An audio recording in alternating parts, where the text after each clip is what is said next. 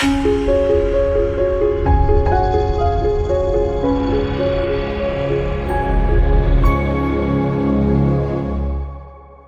instruments and equipment. 1, penetration meter. 2, standard needle. 3, sample dish. 4, constant temperature sink. 5, flat bottom glass dish. 6, thermometer, sample dish lid, etc.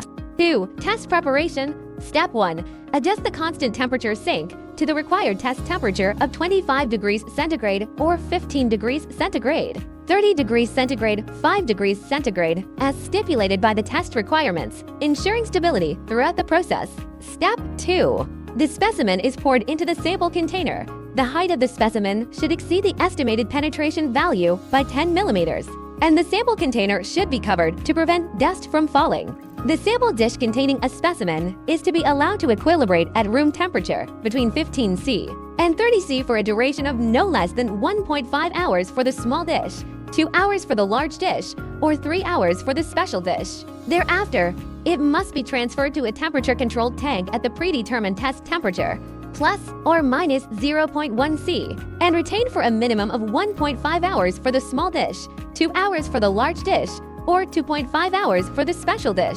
Step 3. Calibrate the needle gauge to a level position. Conduct a thorough inspection of the pin linkage and guide rail to verify the absence of any water or foreign substances, as well as to ensure there is no perceptible friction. Clean the standard needle using trichloroethylene or an alternative suitable solvent, and then dry it. Insert the clean standard needle into the pin linkage and secure it with screws. Utilize additional weights as mandated by the specific test conditions.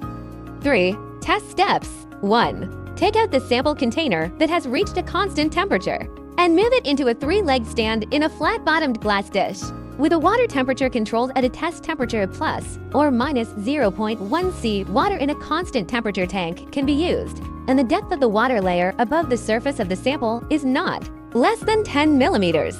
2. Place the flat-bottomed glass dish containing the specimen on the platform of the needle penetration meter. Slowly lower the needle linkage and observe with a reflector or light reflection in the appropriate position so that the needle tip is in contact with the surface of the specimen, and reset the displacement meter or dial pointer to 0. 3. Start the test. Press the release button. Then the timing starts at the same time as the standard needle falls into the sample, and it will stop automatically when it reaches 5 south.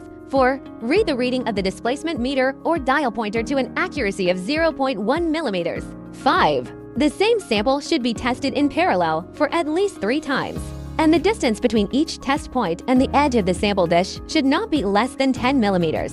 6. When measuring asphalt samples with penetration greater than 200, at least 3 standard needles are used, and the needles are left in the sample after each test. Until the completion of 3 parallel tests, the standard needles can be taken out. 4. Collation of results.